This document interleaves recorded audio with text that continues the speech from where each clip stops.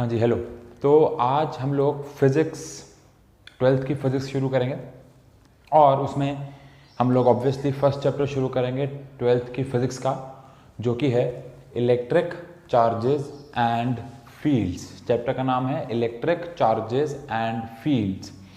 तो यहाँ पे हमें सबसे पहले जानना होगा what do you mean by electric charge.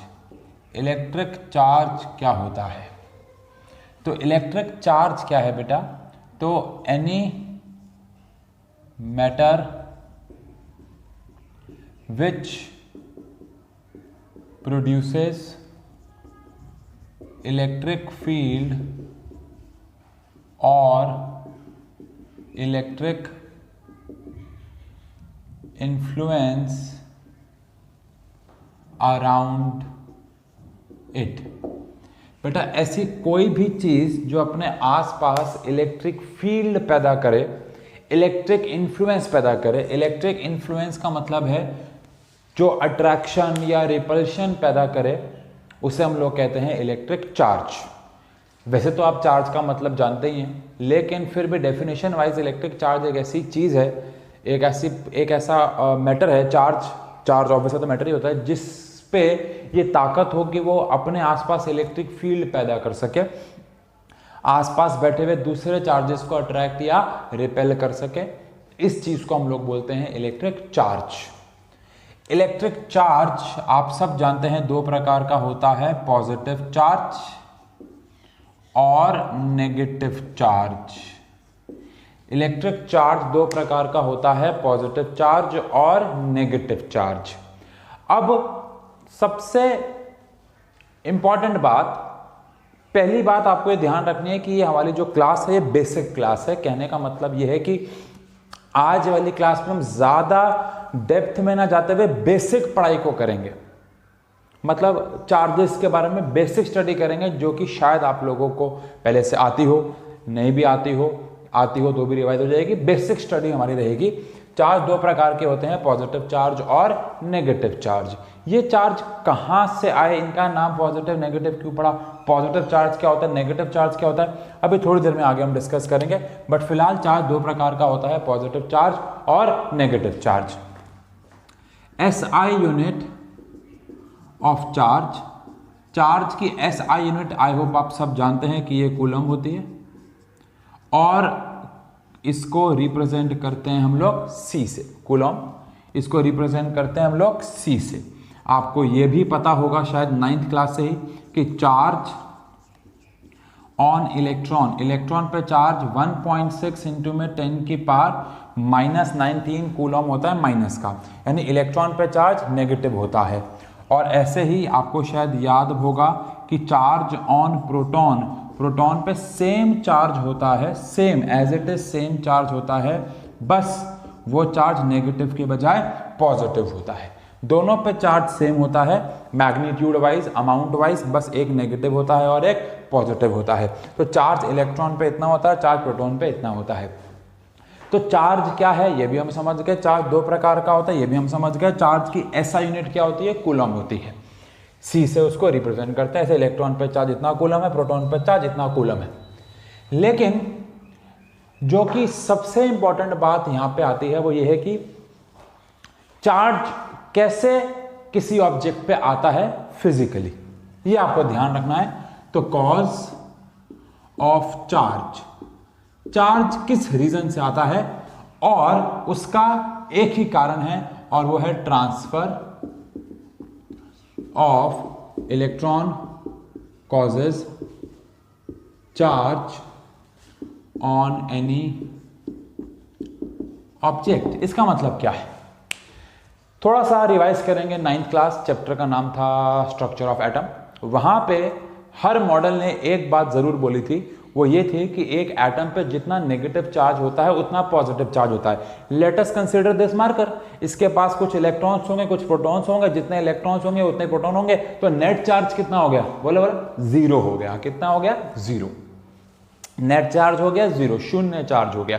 तो फिर चार्ज कैसे आता है, सोचो, अगर लेट अस सपोज, थोड़ी देर के लिए सोच लेते हैं कि इस मार्कर के पास 10 इलेक्ट्रॉन है। लेट अस कंसीडर ना कि इसके पास 10 इलेक्ट्रॉन है और 10 प्रोटॉन है, तो चार्ज कितना हो गया? 0 हो गया। किसी भी तरीके से अगर मैं इसमें इलेक्ट्रॉन ज्यादा या प्रोटॉन ज्यादा कर दूं तो चार्ज आ जाएगा ना। लेट अस सपोज इलेक्ट्रॉन ज्यादा हो गए, थोड़ी देर के लिए मान लेते हैं किसी के पास नंबर ऑफ इलेक्ट्रॉन्स ज्यादा हो गए नंबर ऑफ प्रोटॉन से, तो आप समझ सकते हैं ना उस पर चार्ज क्या आ जाएगा? नेगेटिव। क्यों? क्योंकि उसके पास इलेक्ट्रॉन ज्यादा हो गए। और अगर उसके पास नंबर ऑफ इलेक्ट्रॉन्स के मुकाबले नंबर ऑफ प्रोटॉन ज्यादा हो गए, तो आप समझ सकते हैं कि उस पर चार्ज क्या आ जाएगा? पॉजिटिव आ जाएगा, बिकॉज प्रोटॉन ज्यादा हो गए। और अगर नंबर ऑफ इलेक्ट्रॉन्स और नंबर ऑफ प्रोटॉन्स दोनों बराबर हैं तो उसके ऊपर कोई चार्ज नहीं होगा। नॉर्मली, नेचुरली ग्राउंड स्टेट में या नॉर्मल बात करें तो सबके पास जितने इलेक्ट्रॉन्स होते हैं उतने प्रोटॉन्स होते हैं, जिसकी वजह से वो न्यूट्रल हो जाते हैं, उनके ऊपर कोई चार्ज नहीं होता। लेकिन अगर एक बॉडी से दूसरी बॉडी में इलेक्ट्रॉन ट्रांसफर हो जाए तो इलेक्ट्रॉन्स का अमाउंट कम ज्यादा, प्रोटॉन्स का अमाउंट कम ज्यादा हो सकता है विद रिस्पेक्ट टू इलेक्ट्रॉन। सवाल आपके मन में शायद ये भी आया होगा कि प्रोटॉन ट्रांसफर क्यों नहीं, यहां पे आपने ट्रांसफर ऑफ इलेक्ट्रॉन्स ही क्यों लिखा, प्रोटॉन ट्रांसफर क्यों नहीं लिखा? क्योंकि आप सब जानते हैं प्रोटॉन न्यूक्लियस के अंदर होता है, उसको ट्रांसफर करना मुश्किल है रिलेटिवली, तो इसलिए जो मेन कॉज होता है चार्ज का वो इलेक्ट्रॉन का ट्रांसफर होता है। आओ जरा इसको समझते हैं इस तरीके से।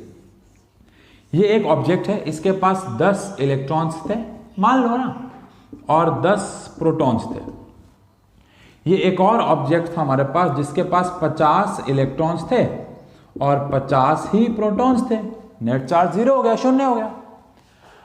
अगर इसमें से कुछ इलेक्ट्रॉन्स यहां चले जाएं या इसमें से कुछ इलेक्ट्रॉन्स यहां आ जाएं, जो कि क्यों आएंगे, कैसे आएंगे, कब आएंगे, ऑब्वियसली बात है, ये क्वेश्चन भी होता है। चार्ज को कूदने के लिए एनर्जी चाहिए होती है, जो एनर्जी हम रबिंग से दे सकते हैं। आई होप आप सब ने बचपन में एक काम किया होगा, स्केल को रब किया होगा, कागज को अट्रैक्ट किया होगा, बैलून को रब किया होगा, अट्रैक्ट किया होगा। ये चार्ज का एक खेल है। रब करने से इलेक्ट्रॉन्स को, इस थोड़ी केमिस्ट्री आ जाएगी, आयनाइजेशन एनर्जी एंड ऑल रब करने से चार्ज को एनर्जी मिलती है जिसकी वजह से वो ट्रांसफर हो जाता है। अब भी हम उस लफड़े में नहीं जाएंगे, वो केमिस्ट्री आ जाएगी, लेकिन हमने इनको एक दूसरे के साथ रब किया और थोड़ी देर के लिए मान लेते हैं कि इस B नाम के ऑब्जेक्ट ने इस A नाम के ऑब्जेक्ट की तरफ इलेक्ट्रॉन ट्रांसफर किए। कौन इलेक्ट्रॉन ट्रांसफर करेगा ये सबके नेचर पर डिपेंड करता है बेटा। फॉर एग्जाम्पल, जिसकी आयनाइजेशन एनर्जी कम होगी, थोड़ी केमिस्ट्री आ गई, जो आसानी से इलेक्ट्रॉन दे सकता है वो इलेक्ट्रॉन दे देगा। थोड़ी देर के लिए मान लेते हैं कि B इलेक्ट्रॉन आसानी से दे सकता है, तो रब करने पे B ने अपने इलेक्ट्रॉन्स A की तरफ क्या कर दिए, ट्रांसफर। कितने किए? लेट अस सपोज उसने 5 इलेक्ट्रॉन ट्रांसफर कर दिए। तो 5 इलेक्ट्रॉन ट्रांसफर करने के बाद जरा गौर फरमाइएगा, इसके पास कितने इलेक्ट्रॉन बच गए? 45 इलेक्ट्रॉन्स। और इसके पास प्रोटॉन कितने हैं? 50 प्रोटॉन ही हैं, क्योंकि वो तो ट्रांसफर हुए नहीं है। शाबाश। अब आप मुझे बताएं इसके पास कितने इलेक्ट्रॉन हो गए? बोलो बोलो, सुन रहा हूं मैं। हाँ, 15 इलेक्ट्रॉन हो गए। कितने हो गए? 15। और इसके पास कितने प्रोटॉन है? 10, क्योंकि वो तो ट्रांसफर हुए नहीं है। अब आप मुझे बताएं इसके पास ज्यादा क्या हो गए हैं? इलेक्ट्रॉन ज्यादा हो गए हैं। कितने इलेक्ट्रॉन ज्यादा हो गए? 5। तो इसके ऊपर चार्ज कौन सा आ जाएगा बेटा? नेगेटिव चार्ज आ जाएगा।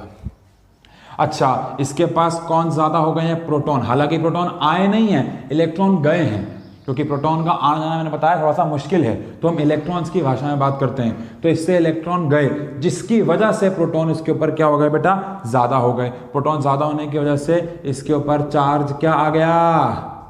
बोलो, पॉजिटिव आ गया।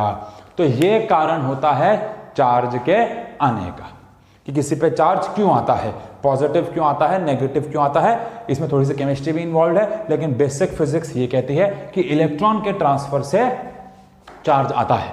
तो हमने अभी तक क्या सीखा? चार्ज क्या है, ये 2 प्रकार का होता है। SI यूनिट क्या है, इलेक्ट्रॉन प्रोटॉन पे चार्ज क्या है, और चार्ज आता क्यों है। अब हमें इसके बाद सीखना है कि पॉजिटिव चार्ज, नेगेटिव चार्ज कहां से आया, बेंजामिन फ्रैंकलिन जी ने क्या बताया। उससे पहले आप वीडियो को पॉज करेंगे और इसको नोट करेंगे अभी। हाँ जी, अब हम लोग यहाँ पे बेटा बात करने वाले हैं पॉजिटिव चार्ज थोड़ा सा बात करने वाले हैं पॉजिटिव चार्ज और नेगेटिव चार्ज की। तो पॉजिटिव चार्ज, ठीक है, अगर मैं आपसे इसी पॉइंट पे पूछूं फिलहाल कि define positive charge, define positive charge, तो आई होप आपके पास डेफिनेशन इसकी नहीं होगी। Define negative charge, I hope आपके पास इसकी भी डेफिनेशन नहीं होगी। अच्छा, ये पॉजिटिव चार्ज और नेगेटिव चार्ज किसने डिस्कवर किए थे? बेंजामिन फ्रैंकलिन जी ने। आई होप आपने इनका नाम सुना होगा। इन्होंने ही पॉजिटिव चार्ज और नेगेटिव चार्ज की एक कन्वेंशनल डेफिनेशन दी। मैं आपसे पूछूं एक सेब क्या होता है, आप बोलोगे वो लाल रंग का होता है, वो उसमें विटामिन होते हैं, उसमें जेनिसिन्स होते हैं, आप कुछ भी बोलोगे उसके बारे में, वो आप उससे करेक्टर्स बता रहे हो, परिभाषा नहीं है। ऐसे ही हमने बाय कंसेप्शन पॉजिटिव चार्ज और नेगेटिव चार्ज की परिभाषा बनाई है, एक्चुअली बेंजामिन फ्रैंकलिन जी ने बनाई है। आओ जरा इसको समझे, पॉजिटिव चार्ज क्या है बेटा। एक ग्लास की रॉड ले ली बेंजामिन फ्रैंकलिन जी ने, किसकी रॉड ले ली? ग्लास की। और एक कॉटन का कपड़ा ले लिया उन्होंने, कॉटन का कपड़ा ले लिया, ग्लास रॉड ले ली, कॉटन का कपड़ा ले लिया, और कॉटन के कपड़े को ग्लास रॉड पे रब किया, तो ग्लास रॉड पे एक चार्ज आ गया। कौन सा चार्ज आ गया? पता नहीं, पता नहीं कौन सा चार्ज आ गया भाई, ये कौन सा चार्ज है? नहीं नहीं नहीं, हमें पता ही नहीं कौन सा चार्ज है। Very good. इसके बाद बेंजामिन फ्रैंकलिन जी ने क्या किया? उन्होंने एक रॉड ली एबोनाइट की, आप प्लास्टिक कह लो, प्लास्टिक ले लिया, और वुलन क्लॉथ लिया, यानी ऊनी कपड़ा लिया उन्होंने, वुलन क्लॉथ लिया उन्होंने, समझ रहे हो बेटा? और वुलन क्लॉथ से एबोनाइट रॉड को रब किया। एबोनाइट रॉड पे चार्ज आया। चार्ज कैसा आया होगा आप समझ सकते हो, इलेक्ट्रॉन के ट्रांसफर से। अच्छा जी, एबोनाइट रॉड पे कौन सा चार्ज आया?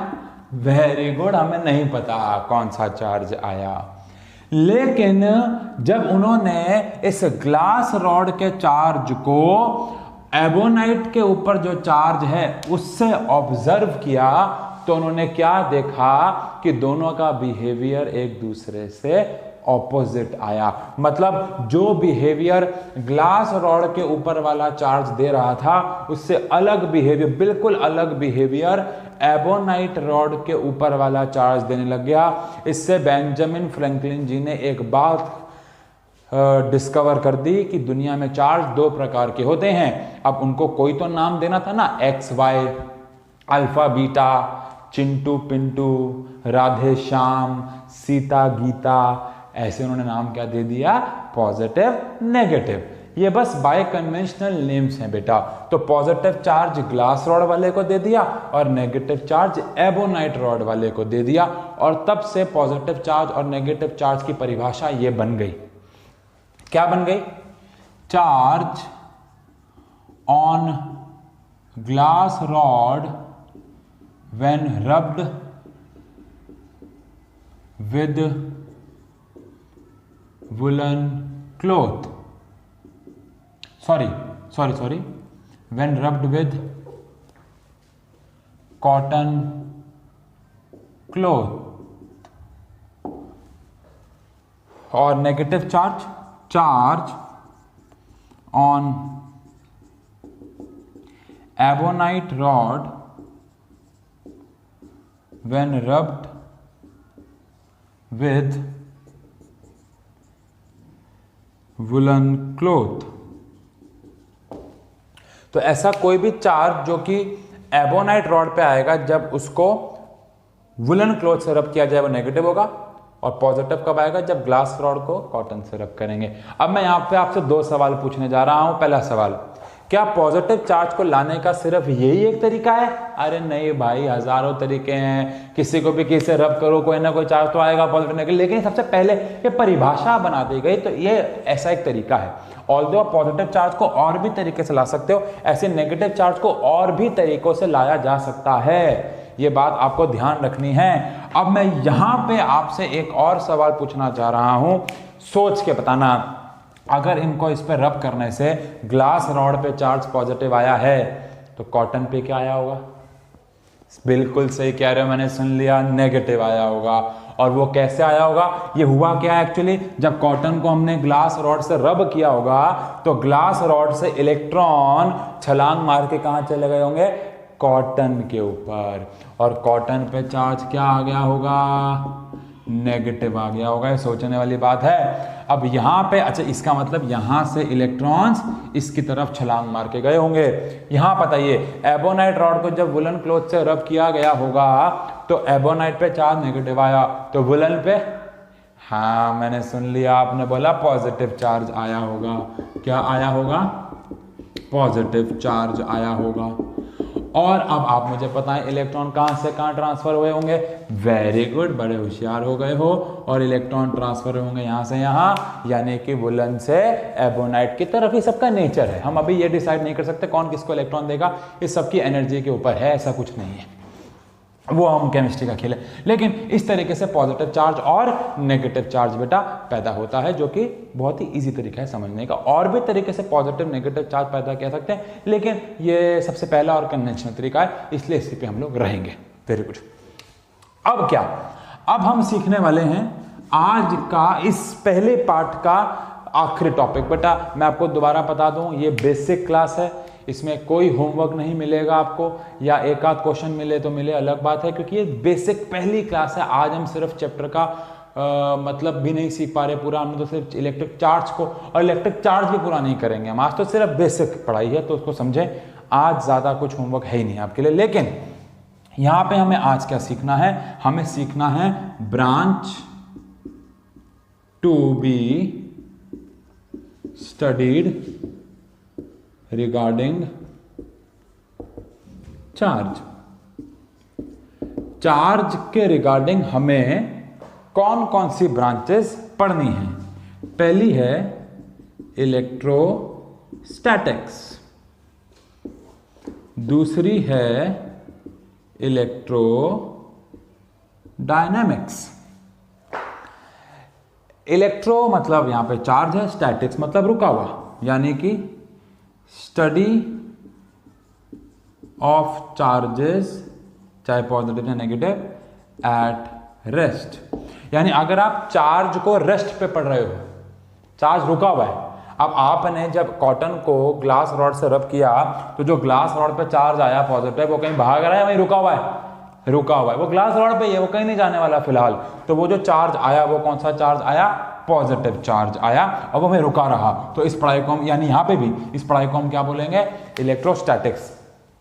मैं आप यहाँ पे याद दिलाना चाहूँगा कि ये सारी चीज़ें, ये एक्सपेरिमेंट हम लोग क्लास में करने वाले हैं, हमारे पास अभी रिसोर्सेज नहीं है, तो यहाँ पे हम नहीं करा सकते हैं आपको। बट हाँ, जब हम क्लास में मिलेंगे, अपनी नॉर्मल क्लासेस में मिलेंगे, तो ब्रांचेज में अपनी अपनी, तो हम ये इन एक्सपेरिमेंट्स को करने की, देखने की पूरी कोशिश करने वाले हैं। लेकिन यहाँ पे अभी ये सब पॉसिबल नहीं है। तो study of charges at rest, अगर आप चार्ज को रेस्ट पे पढ़ रहे हो, इसे क्या कहा जाता है? इलेक्ट्रोस्टैटिक्स। चार्ज रुका हुआ है, कहीं भाग नहीं रहा है, इसकी पढ़ाई को बोलेंगे इलेक्ट्रोस्टैटिक्स। और ऐसे ही अगर एक चार्ज पार्टिकल अपनी जगह पे रुका हुआ नहीं है और वो भागे जा रहा है, यानी कि study of charges in motion, यानी चार्जेस को अगर आप मोशन में पढ़ते हैं तो उसे बोलते हैं इलेक्ट्रोडायनेमिक। जैसे कि जब बिजली दौड़ती है तो एक वायर में इलेक्ट्रॉन्स, एक वायर में चार्ज पार्टिकल्स दौड़ते हैं, तो उसको हम क्या बोलेंगे? इलेक्ट्रोडायनेमिक्स। जब चार्ज भाग रहे होंगे, ऐसी पढ़ाई को बेटा हम लोग क्या बोलेंगे?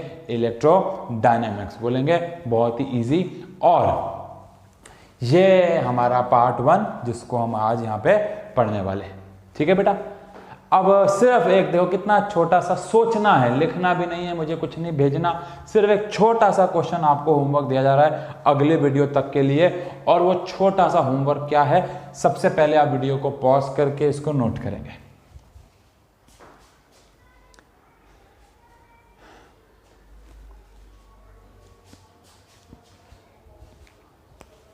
हाँ, आई होप आपने नोट कर लिया होगा। छोटा सा एक क्वेश्चन आपको दिया जा रहा है जो आपको सोचना है बेटा।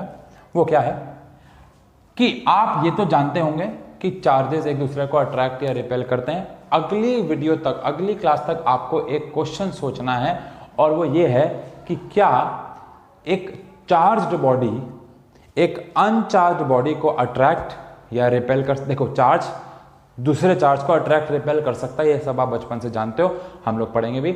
लेकिन क्या ऐसा हो सकता है कि एक चार्ज बॉडी एक अनचार्ज बॉडी को अट्रैक्ट या रिपेल कर पाए? क्या ऐसा हो सकता है? एक चार्ज्ड बॉडी एक अनचार्ज्ड बॉडी को अट्रैक्ट या रिपेल कर सके? इसको अगली वीडियो तक आपको सोचना है। इतना प्लीज पढ़ेंगे, इसके नोट्स प्रॉपर तरीके से बनाएंगे। Thank you so much.